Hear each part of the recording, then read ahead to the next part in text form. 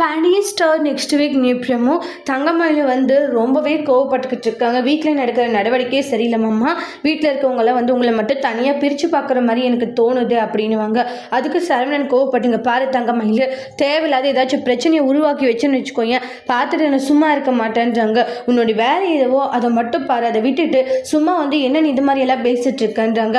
என் அப்பா எல்லாருக்கும் பார்க்குற மாதிரி தான் எனக்கும் பார்க்குறாரு, நீ தப்பான நோட்டத்தில் பார்த்தா எல்லாம் தப்பாக தான் தெரியும். இன்னொரு டைம் தேவையில்லாமல் இது மாதிரி குடும்பத்தை பிரிக்கணும்னு நினச்சேன், அப்புறம் நான் சும்மாவே இருக்க மாட்டேன். இல்லை மாமா, நான் சொல்கிறதே கேளுங்க மயிலே, இன்னும் ஒரு வார்த்தை பேசினா கண்டிப்பாக நான் சும்மா விட மாட்டேன் உன்னை அப்படின்றாங்க.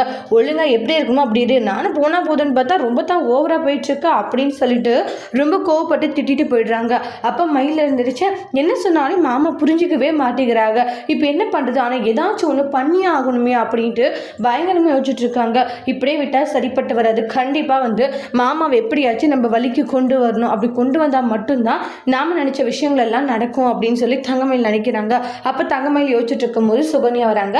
சுகன்யா வந்ததும் என்னாச்சு மயிலுன்றாங்க. அதெல்லாம் ஒன்றும் இல்லை, இங்கே நீங்கள் பேசிட்டு இருந்ததை கேட்டேன், நீ சொல்கிறது கரெக்டு தான், நீ இப்படியே சரவணாவை விட்டு வச்சுன்னு வச்சுக்கோங்க, அவ்வளோதான். அப்புறம் வீட்டில் இருக்கிற எல்லாருமே அவங்கவுங்க பசங்களுக்கு என்னென்ன செய்யுமோ செய்வாங்க, அப்புறம் சரவணாத்தாக்கு ஒன்றும் செய்ய மாட்டாங்க. ஏன் பாண்டி மாமா பையன் தானே, பையன் தான், ஆனால் இருந்தாலையும் சரண் மாமா வாய்விட்டு எதுவும் கேட்கறது இல்லை, கேட்காததுனால கண்டிப்பாக இருக்கிற அந்த 2 பேருக்கு செஞ்சுடுவாங்க, கண்டிப்பாக மாமாவுக்கு செய்ய மாட்டாங்க அப்படின்ற மாதிரியெல்லாம் 1க்கு 2 எல்லாம் ஏற்றி விடுறாங்க தங்கமயிலுக்கிட்ட.